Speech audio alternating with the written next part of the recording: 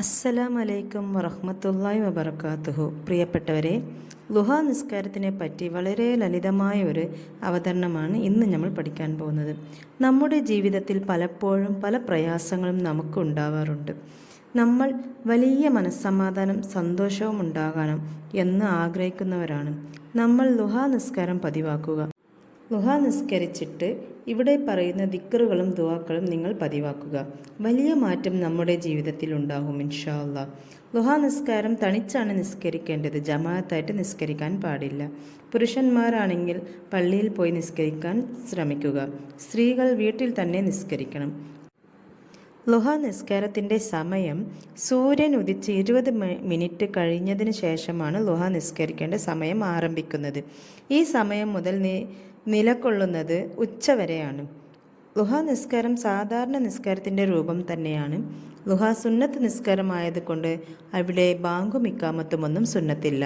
അവിടെ നമുക്ക് നേരെ നിയ്യത്ത് വെച്ച് കൈകൾ കെട്ടിയാൽ മതി. ഇനി നിയ്യത്ത് എന്ത്?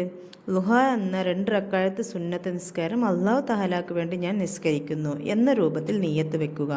എന്നിട്ട് സാധാരണ നിലയിൽ 2 റക്അത്ത് നിസ്കരിച്ചാൽ മതി.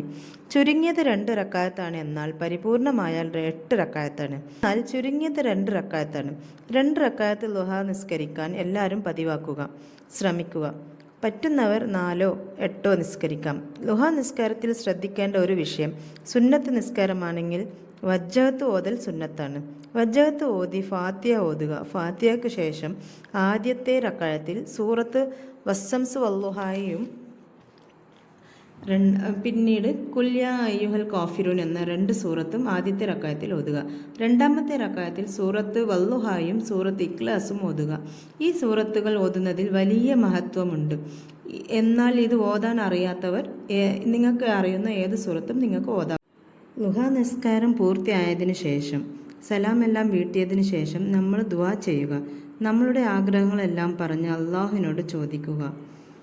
ദുആ ചെയ്യുന്നതിന് ശേഷം റബ്ബി ഗഫ്ർലി വർഹംനി വതുബ് അലയ്യ ഇന്നക അൻത തവ്വാബുർ റഹീം എന്ന് 40 പ്രാവശ്യം ചൊല്ലി നമ്മുടെ ആവശ്യങ്ങൾ അള്ളാഹുവിനോട് ചോദിച്ചാൽ തീർച്ചയായും നിറവേറ്റിത്തരും.